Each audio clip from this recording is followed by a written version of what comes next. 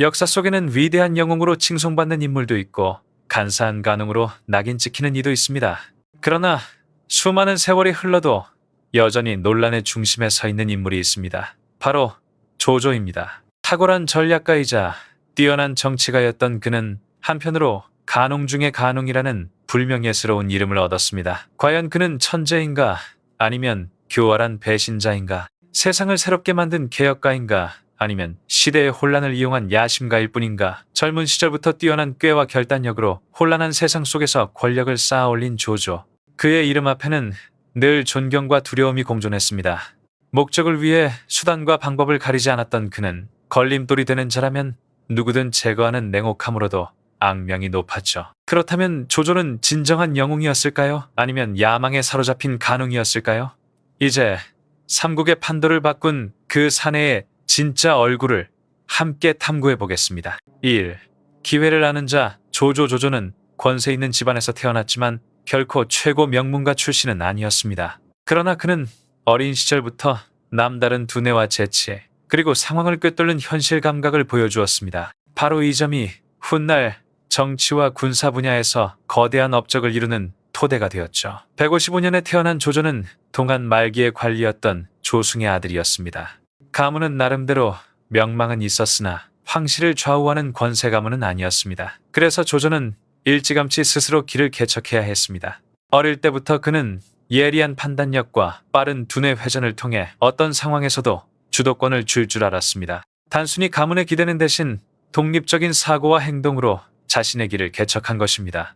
그의 기질을 보여주는 대표적인 일화 중 하나는 집안의 구속을 피하기 위해 병에 걸린 척을 한 사건입니다. 가족들은 그를 걱정했지만 병의 정체를 알 수 없어 끝내 규범과 제약을 강요하지 못했습니다. 작은 계략 같지만 이는 조조가 얼마나 상황에 맞춰 자신을 지킬 줄 아는 인물이었는지를 잘 보여줍니다. 또 하나의 일화는 권세를 쥐고 있던 환관 건탁을 처리한 사건입니다. 조조는 건탁이 권력을 남용하며 나라를 어지럽힌다는 사실을 간파했습니다. 하지만 정면으로 맞서는 대신 치밀한 계책을 써서 건탁 스스로 함정에 빠지게 만들었죠. 결국 건탁은 중벌을 받았고 조조는 오히려 명성을 얻게 되었습니다. 이처럼 조조는 단순히 영리한 사람이 아니라 시대의 흐름을 읽고 기회를 활용할 줄 아는 인물이었습니다. 다른 귀족 자제들이 집안의 배경에만 기대어 살던 시절 그는 늘 새로운 방법을 찾아 목표를 달성했습니다. 그러나 이러한 면모는 동시에 그의 실리적이고 때론 냉혹한 성격을 드러내기도 합니다. 필요하다면 기묘한 계책이나 과감한 수단도 마다하지 않았던 것이죠. 이것이 바로 후세 사람들이 그에게 간웅이라는 이름을 붙인 이유이기도 합니다. 하지만 조조의 매력은 단순히 책략에만 있지 않았습니다. 그는 개방적인 태도로 인재를 대했고 출신을 따지지 않았습니다. 후일, 순욱, 곽가, 정옥 같은 뛰어난 책사들을 모을 수 있었던 것도 이와 같은 기풍 덕분이었습니다. 명문가 출신이 아니어도 능력과 담력이 있으면 된다는 그의 신념은 이미 젊은 시절부터 확고했습니다. 또한 조조는 기회가 보이면 지체 없이 행동에 나서는 과감함을 지녔습니다. 이 결단력은 훗날 동탁에 맞서 싸우고 자신의 세력을 일으키는 과정에서 더욱 빛을 발했습니다. 결국 그의 청년기는 한 인간의 본질을 그대로 보여줍니다. 예리한 두뇌, 규범에 얽매이지 않는 자유로움, 기회를 놓치지 않는 날카로운 감각, 그리고 필요하다면 계책을 서슴지 않는 현실주의. 이러한 자질이 모여 훗날 삼국지의 중심 인물로 우뚝 서게 만들었습니다. 조조의 현실주의와 유연한 적응력은 그가 단순히 생존하는 것을 넘어 권력의 정상에 오르게 한 힘이었습니다. 그리고 이러한 일화들은 단순한 전설이 아니라 후세의 끊임없는 논쟁을 불러일으키는 그의 복잡한 성격을 설명해주는 증거입니다. 그는 영웅과 간웅, 그 사이에서 끊임없이 평가가 갈리는 인물이었습니다. 이 첫 번째 전환점. 동탁 암살 시도와 유랑의 길 어린 시절부터 남다른 지혜와 현실 감각으로 이름을 날린 조조는 결국 혼란한 후한말 정계의 무대에 뛰어들 수밖에 없었습니다. 나라가 기울고 권력 다툼이 끊이지 않던 시대, 야망을 가진 자가 침묵한다는 것은 곧 몰락을 의미했기 때문입니다. 그리고 그의 인생을 바꾼 첫 번째 전환점은 바로 권력을 틀어준 폭군 동탁과의 대립이었습니다. 그러나 동탁 암살 계획의 실패는 조조를 일순간의 도망자의 신세로 만들었고 이 과정에서 그의 냉혹함과 결단력이 처음으로 극명하게 드러나게 됩니다. 189년 한 영제가 세상을 떠난 뒤 권력의 공백을 틈타 동탁은 황제를 폐위하고 헌제를 옹립한 뒤 스스로 태사라칭했습니다. 군대를 앞세워 궁정을 장악하고 백성을 짓밟은 그의 폭정은 천하의 분노를 샀습니다. 당시 조정의 관리였던 조조는 만약 누구도 나서지 않는다면 한 왕조가 영원히 무너질 것이라 직감했습니다. 그는 몇몇 충신들과 은밀히 손을 잡고 동탁을 암살하기로 합니다. 기록에 따르면 조조는 단검을 품고 동탁을 알현하며 기회를 노렸습니다. 그러나 막상 칼을 뽑으려는 순간 동탁의 최측근이자 무장인 여포가 갑자기 들어왔습니다. 위기를 감지한 조조는 재빨리 태도를 바꿔 단검을 보검이라 치켜 세우며 선물로 바치는 적 위기를 모면했습니다. 하지만 그 순간부터 암살 의혹은 퍼졌고 그의 안위는 더 이상 보장되지 않았습니다. 조조는 즉시 낙양을 떠나 도망자의 길에 올랐습니다. 동탁은 그를 잡아들이라 명하며 현상금을 걸었습니다. 도피 도중 조조는 지방 호족 여백사의 집에 몸을 의탁했는데 그곳에서 뜻밖의 비극이 일어납니다. 여백사는 처음엔 극진히 대접했지만 부엌에서 들려오는 칼질 소리를 듣자 조조는 자신을 잡아넘길 음모라고 오해했습니다.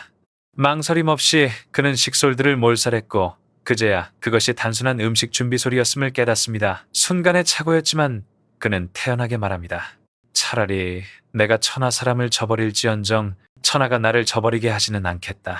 이 한마디는 후세까지 전해지는 조조의 냉혹한 현실주의를 상징하는 언명이 되었습니다. 그날 이후 그는 더 이상 단순한 관료가 아니라 스스로 길을 개척하는 간웅으로 변모했습니다. 그의 행위는 잔혹하다고 평가될 수 있지만 생존이 곧 권력의 전제 조건이던 시대에는 어쩌면 불가피한 선택이었습니다. 충의와 신뢰가 순식간에 배신으로 뒤바뀌던 세상에서 먼저 손을 쓰지 않으면 희생당할 뿐이라는 사실을 그는 뼈저리게 체득한 것입니다. 이 사건 이후 조조는 더 이상 홀로 싸울 수 없음을 깨닫습니다. 그는 인재를 규합하고 세력을 넓히며 긴 싸움의 준비에 들어갔습니다. 동탁 암살에 실패했지만 그 경험은 오히려 그의 결심을 굳건히 했습니다. 돌이켜보면 여백사 일가는 억울한 희생이었을지 몰라도 그 사건은 조조의 정치적 인생을 정의하는 분수령이 되었습니다. 그는 의심이 지나친 냉혹한 인물이었을까? 아니면 시대가 요구한 현실주의자였을까? 평가가 갈릴 수 있지만 분명한 사실은 그 순간부터 조조는 후원의 일개관리가 아닌 삼국지의 주역으로 나아가고 있었다는 것입니다. 3. 세력을 구축하다, 인재를 모으고 야망을 키우다, 동탁 암살 실패와 목숨을 건 도피 끝에 조조는 뼈저리게 깨달았다. 이 혼란한 시대를 바꾸려면 혼자 힘으로는 불가능하다는 것을. 이미 동한 조정은 더 이상 의지할 곳이 아니었고 비록 동탁이 제거되었지만 권력은 여전히 군벌들의 손에 있었으며 세상은 더욱 깊은 혼란에 빠져 있었다. 조조는 한 왕조를 부흥시키겠다는 꿈이 허황된 이상에 불과함을 인정했고 결국 스스로 세력을 일으켜 인재를 규합하며 천하를 뒤흔들 수 있는 힘을 쌓아야 한다는 결심에 이르렀다. 바로 이 시점부터 그는 추격받는 한낱 망명자가 아니라 삼국시대를 대표하는 정치 군사 지도자로 도약하게 된다. 조조는 혼란의 시대에는 무엇보다 군사력이 핵심임을 꿰뚫고 있었다. 그러나 군사력은 단순히 병사의 숫자가 아니라 이를 이끄는 전략과 충성심 그리고 뛰어난 지략가들의 머리에서 비롯된다는 사실을 누구보다 잘 알았다. 그래서 그는 단순히 힘을 모으는 데 그치지 않고 나라 곳곳에 인재를 끌어모으는 데 주력했다. 조조의 용인술은 남달랐다. 그는 단순히 전장을 지휘할 장수뿐만 아니라 정치를 설계하고 외교를 조율하며 행정을 관리할 수 있는 인물들을 찾아 나섰다.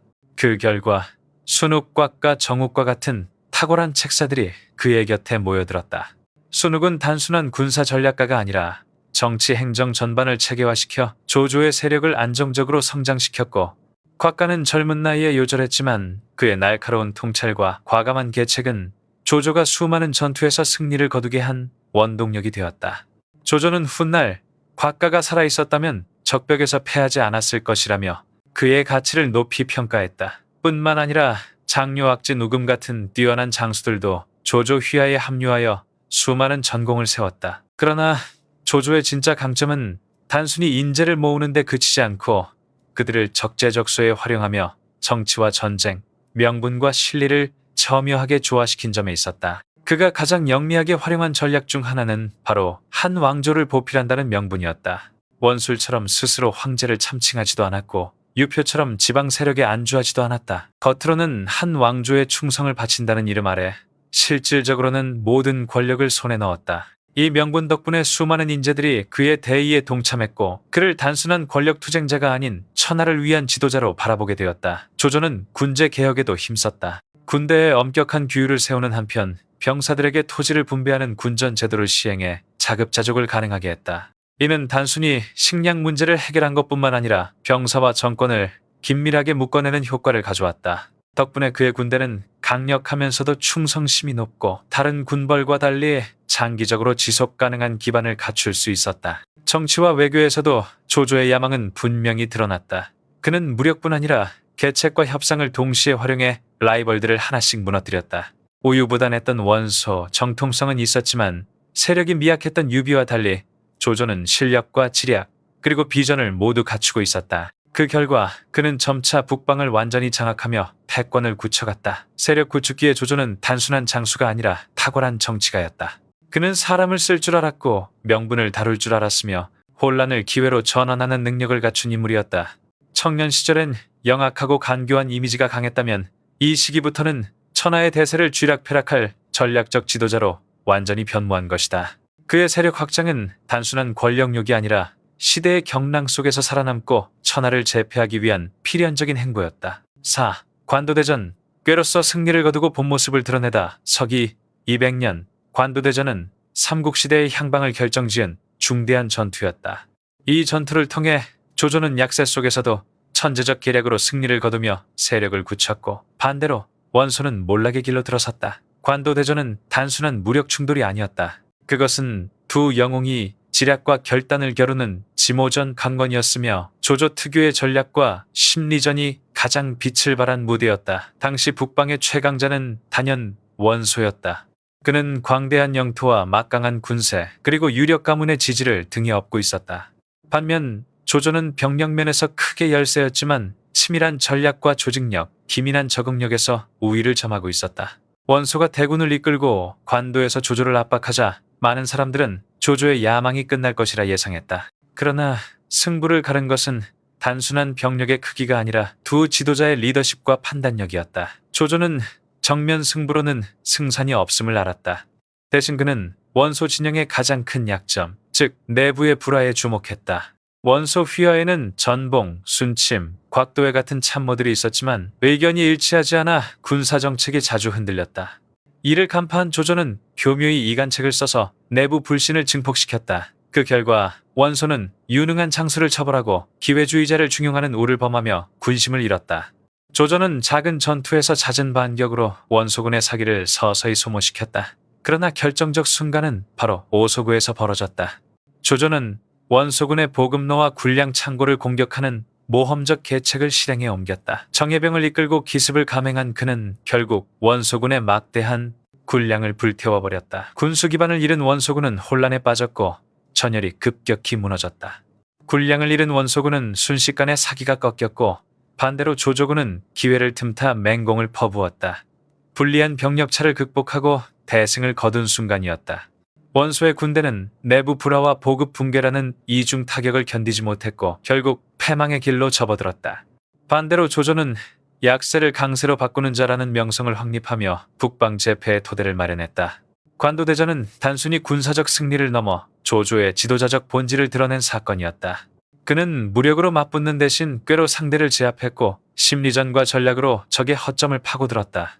전투에서 이겼을 뿐만 아니라 원소의 내분을 이용해 그를 내부에서부터 붕괴시킨 것이다. 이것이 바로 조조식 리더십의 정수였다.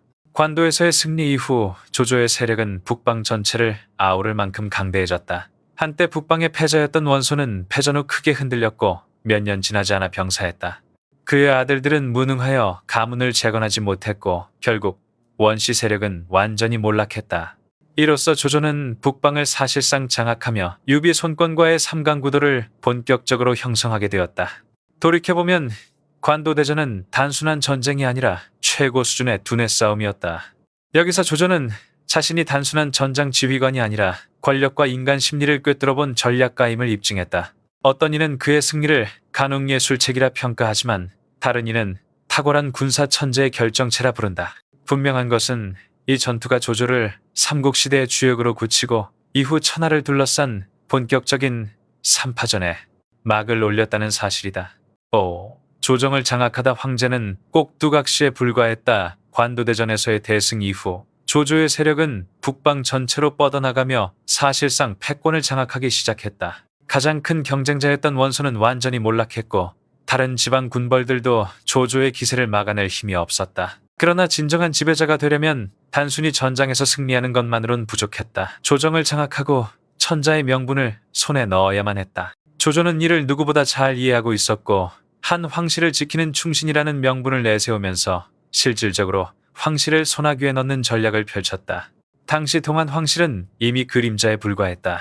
헌제는 이름뿐인 황제였고 권력은 전혀 없었다. 조조가 권력을 잡기 전 황제는 동탁과 이각곽사의 손에 휘둘리며 완전히 정치도구로 전락해 있었다. 조조 역시 황제를 직접 폐위하지는 않았으나 허창으로 조정을 옮기자마자 정치 정권을 장악했다. 겉으로는 황실을 보위한다고 내세웠지만 실제로는 한나라 황제를 자기 권력의 정당성을 입증하는 간판으로만 활용한 것이다. 조조는 먼저 황제를 따르던 충신들을 제거하는 데 주저하지 않았다. 대표적인 사례가 복황후 사건이다. 황후가 몰래 조정을 벗어나려는 상소를 올리자 조조는 그녀와 일가를 모조리 제거했다. 잔혹한 결정이었지만 이는 자신의 권력을 조금도 흔들리게 둘 수 없다는 냉혹한 정치 감각을 보여주는 사례였다. 동시에 그는 자신의 측근과 참모들을 조정 요직에 배치했다. 순욱, 순유, 가후와 같은 책사들은 조조 체제를 뒷받침하는 핵심 인물로 자리 잡았다. 조조는 군사력뿐 아니라 정치력과 인사관리 능력에서도 탁월했기에 조정의 모든 정책은 그의 손에서 결정되었다. 헌제는 형식적인 존재일 뿐 중요한 순간에만 얼굴을 내밀어 조조의 결정을 합법화하는 역할만 맡았다. 그럼에도 조조는 절대 성급하게 황제를 폐위하거나 스스로 황제에 오르지 않았다. 스스로를 승상이라 칭하며 한 황실에 충성스러운 신하라는 이미지를 유지했다. 이는 뛰어난 전략이었다. 원술처럼 조급하게 황제라 칭했다가 몰락한 군벌과 달리 조조는 명분이라는 방패를 끝까지 이용하며 권력을 안정적으로 쌓아갔다. 물론 이러한 행보는 많은 비난을 불러왔다. 한나라에 충성을 바치던 이들은 그를 위선자로 보았다. 겉으로는 충성심을 내세우면서 실제로는 황실의 권한을 모조리 빼앗았기 때문이다. 유비나 손권 같은 세력도 이 점을 공격하며 반조조 세력을 규합했다. 하지만 비난이 아무리 커도 당대 천하에서 가장 강력한 권력을 가진 인물이 조조라는 사실은 변하지 않았다. 결국 조조의 조정장악은 단순한 정치 술수가 아니라 후대 위나라 건국의 토대를 다지는 결정적 전환점이었다. 그는 황실을 무너뜨리지 않고도 황실을 지배했고 명분을 잃지 않으면서 실권을 장악했다. 이 때문에 조조는 간웅겐시온이라 불리지만 동시에 비범한 정치가로 평가받는다. 황제를 허수아비로 만들고도 명분을 유지한 그의 방식은 단순한 군벌이 아닌 새로운 시대의 창조자라는 면모를 보여준다. 이 시점부터 조조의 길은 더욱 분명해졌다. 이제 그는 한나라의 그늘 속에 머무르는 것이 아니라 스스로 새로운 왕조를 열어갈 기반을 마련하고 있었다. 결국 조조의 조정 장악은 동안에서 삼국시대로 넘어가는 역사적 분수령이 되었던 것이다. 6. 최대의 패배. 적벽대전과 치명적인 오판 208년. 적벽대전은 삼국시대의 향방을 결정지은 전투이자 조조 생애 최대의 패배로 기록된다. 관도대전에서 보여준 천재적인 지략과 냉철한 판단력은 이곳에서 빛을 잃었고 지나친 자만과 방심이 한 시대의 영웅을 벼랑 끝으로 몰아넣었다. 관도가 그의 지혜를 입증한 무대였다면 적벽은 그가 끝내 넘지 못한 오만의 벽이었다. 북방을 평정한 뒤 조조는 남쪽을 향한 야심을 숨기지 않았다. 강동과 형주, 풍요로운 땅과 전략적 요충지를 손에 넣어야만 천하통일이 가능했기 때문이다. 수십만 대군을 이끌고 남아한 그는 승리를 의심하지 않았다. 하지만 바로 그 확신, 이 치명적인 함정이었다. 조조의 공세에 맞서 손권과 유비는 불가피하게 손을 잡았다. 두 세력은 각자의 힘만으로는 조조를 막을 수 없음을 잘 알고 있었다. 그리고 그 중심에는 주유와 제갈량이 있었다. 그들은 북방군이 수전에 익숙하지 않다는 약점을 간파하고 불리한 전장을 자신들의 무대로 바꾸려 했다. 조조군의 주력은 기병과 보병이었다. 드넓은 평원에서는 무적에 가까웠지만 물 위에서는 전혀 달랐다. 병사들은 멀미와 불안에 시달렸고 조조는 이를 막기 위해 배들을 쇠사슬로 묶어 하나의 거대한 판처럼 고정시켰다. 그러나 바로 그 조치가 화공 앞에서는 치명적인 덫이 되었다. 동남풍이 불어오자 손권 유비 연합군은 불을 실은 화공선을 몰아 적진으로 돌진시켰다. 쇠사슬로 묶인 전선은 피할 수도 흩어질 수도 없었다. 불길은 삽시간에 번졌고 순식간에 수십만 대군이 아비규환에 빠졌다. 불바다가 된 장강 위에서 북방의 무적군은 허무하게 무너졌다. 이 패배는 단순히 전술의 문제만은 아니었다. 조조 스스로의 자만이 더 큰 원인이었다. 그는 강동수군의 역량을 과소평가했고 주유와 제갈량 같은 인물들의 지략을 얕잡아 보았다. 무엇보다 자신을 패배하지 않는 자라 믿은 확신이 눈을 가렸다. 결국 조조는 괴멸적 피해를 입은 채 북쪽으로 퇴각해야 했다. 수많은 병력을 잃었을 뿐만 아니라 천하 통일의 기회도 날려버렸다. 이 패배로 손권과 유비는 각각의 세력을 공고히 다졌고 삼국의 균형 구도가 본격적으로 굳어졌다. 만약 적벽에서 승리했다면 역사는 전혀 다른 방향으로 흘렀을지도 모른다. 그러나 조조는 쓰러지지 않았다. 패배를 인정하고 교훈을 얻었다. 이후 그는 군사 행동에서 한층 신중해졌고 북방 통치의 기반을 다지는 데 집중했다. 적벽은 치욕의 상처였지만 동시에 그를 더욱 강인하게 만든 시련이었다. 적벽 대전은 조조라는 인물을 가장 극명하게 드러낸다. 한쪽에서는 탁월한 전략가, 다른 한쪽에서는 오만한 영웅. 그의 실패는 한 개인의 패배를 넘어 삼국의 역사를 새롭게 짜놓은 분수령이었다. 그리고 지금도 우리는 묻는다. 적벽은 조조 야망의 종말이었을까? 아니면 더 큰 성장을 위한 값비싼 수업료였을까? 7. 권력의 절정에 선 조조.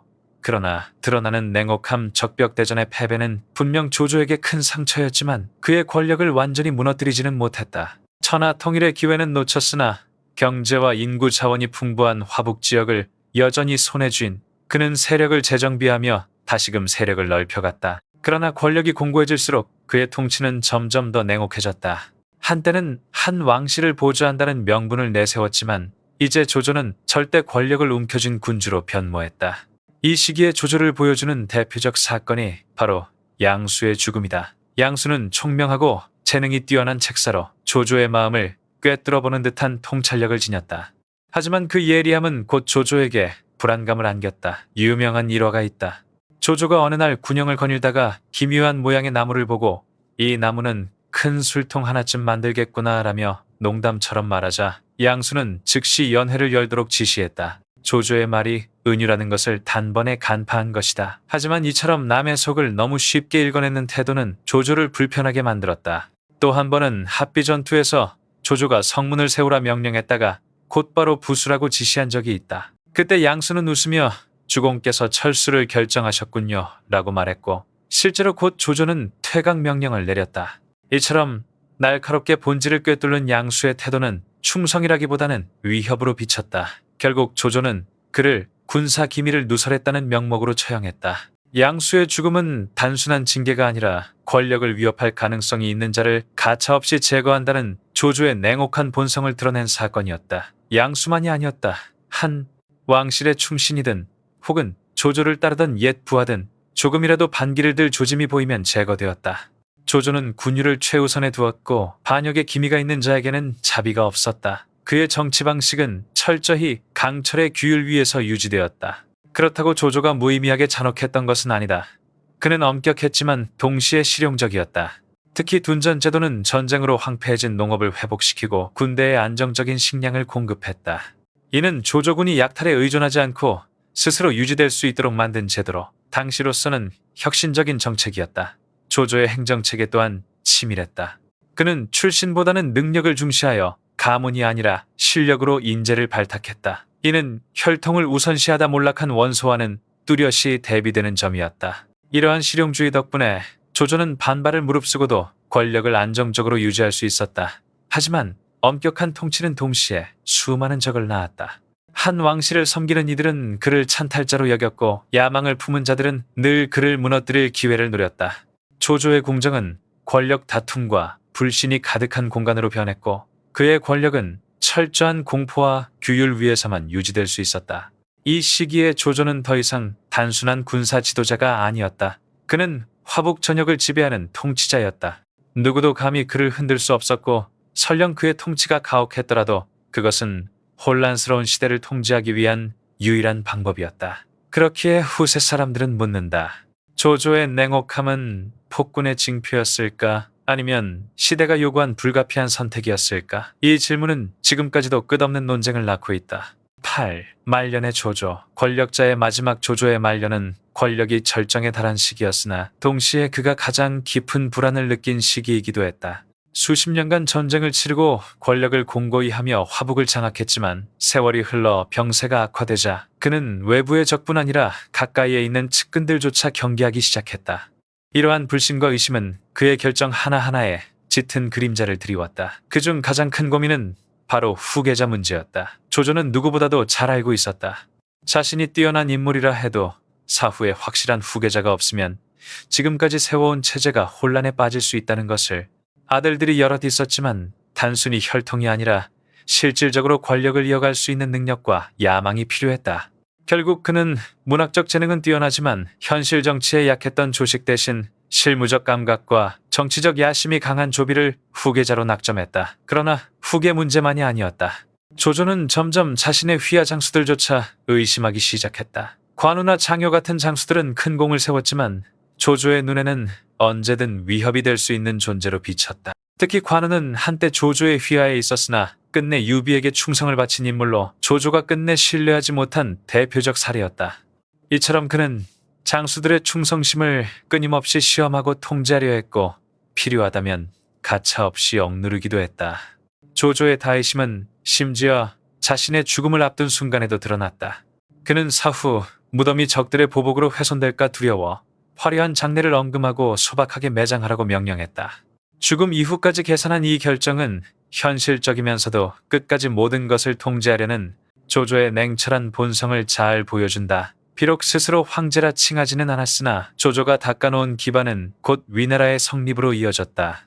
220년 조조가 세상을 떠난 뒤에 그의 아들 조비는 한 헌제를 폐위시키고 정식으로 새 왕조를 세웠다.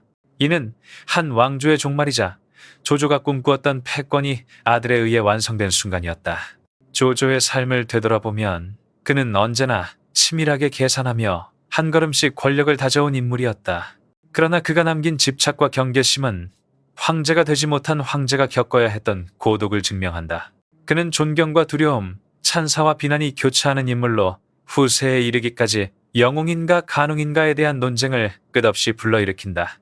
하지만 분명한 것은 그의 존재가 중국 역사의 흐름을 완전히 바꾸었고 새로운 시대의 문을 연 거대한 분수령이었다는 사실이다. 남겨진 유산, 조조는 간웅인가 영웅인가? 조조는 중국 역사상 가장 논쟁적인 인물 가운데 한 사람이다. 그는 위나라의 토대를 세우고 삼국시대의 서막을 열었지만 동시에 황제를 조종하고 권력을 위해 수단과 방법을 가리지 않았던 인물로 평가된다. 그래서 후세 사람들은 늘 묻는다. 조조는 뛰어난 영웅이었는가? 아니면 교활한 간웅이었는가? 그의 군사적, 정치적 능력을 부정하는 이는 없다. 조조는 북방을 안정시키고 경제를 개혁했으며 강력한 군제와 행정제도를 마련해 위나라의 기반을 다졌다. 그의 통치 아래 혼란스러웠던 북방은 점차 안정을 되찾고 번영의 길로 나아갔다. 그러나 동시에 그는 권력에 도전하는 자들을 가차없이 제거했고 황제를 허수아비로 만들었으며 냉혹한 통치로 자신의 권력을 굳건히 했다. 그렇다면 조조는 현실주의적 천재였을까? 아니면 무자비한 간웅이었을까? 혼란의 시대에 단지 인애만으로 살아남을 수 있었을까? 조조는 목표를 위해서라면 무엇이든 감행한 지도자였지만 그가 진정한 영웅이라 할 수 있을지는 여전히 의문으로 남는다. 결국 조조가 영웅인지 간웅인지는 역사 속에 열린 질문으로 남아있다. 해석은 보는 이의 관점에 따라 달라질 뿐이다. 그렇다면 여러분은 어떻게 생각하는가?